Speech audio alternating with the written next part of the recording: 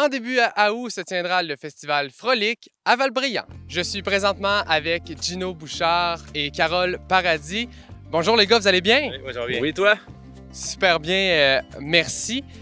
Donc, parlons un peu du festival Frolic. Quelle est la genèse du projet? Oui, dans le fond, ça a commencé avec Monsieur Normand Perron.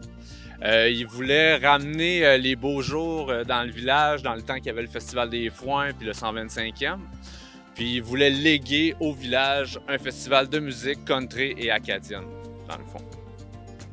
Et vous nous expliquiez que sur le site où on se trouve, là, c'est assez calme, mais il va y avoir beaucoup de mouvements pendant le festival. Oui, il y a de mouvement. Dans le fond, là, aussi les buts blancs, là, le chapiteau va être de ce côté-là.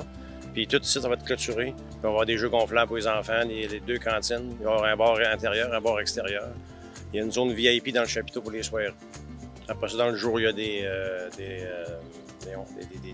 expositions de voitures, des expositions des artisans dans la cidrière. On va avoir un beau setup. On a aussi la rue qui va être piétonnière, toute la rue des Cèdres. Les gens vont se parquer de l'autre bord de la traque sur la rue Saint-Pierre.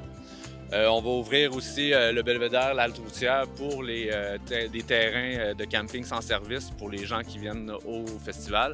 Puis on ouvre une coupe de terrain de la municipalité pour pouvoir rentrer parce que le camping est déjà complet pour le festival, justement.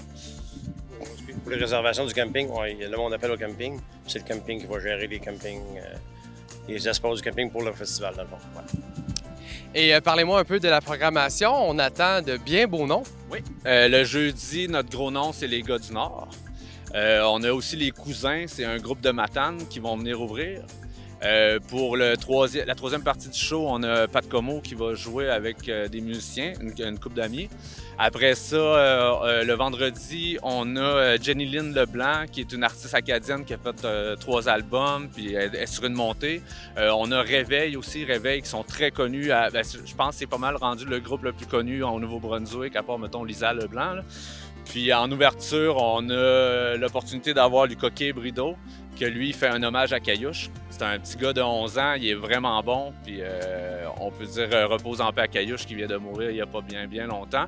Fait que lui, il va venir faire un hommage vendredi pour ça.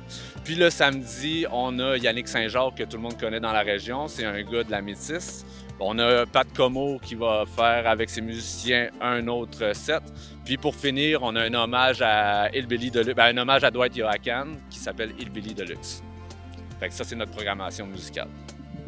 Et il n'est pas trop tard pour la passe spéciale, la passe à rabais? Oui. Dans le fond, pour la première année, on commence vraiment à un prix abordable.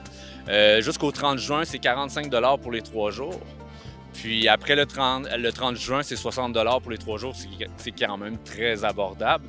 Puis il va y avoir un prix à la journée aussi, je pense que c'est 35 $ par jour. Ouais. Puis il y a une passe VIP aussi pour les gens qui veulent avoir leur toilette, leur bar et leur coin tranquille à 100 $. Gino et Carole, merci beaucoup d'être venus à l'émission et je vous souhaite un très bon festival. Merci beaucoup à la TVC, merci à toi. Merci. Vous pouvez toujours vous procurer des billets pour le festival Frolic de Val-Bréant qui se tiendra le 1, 2 et 3 août. Bon festival!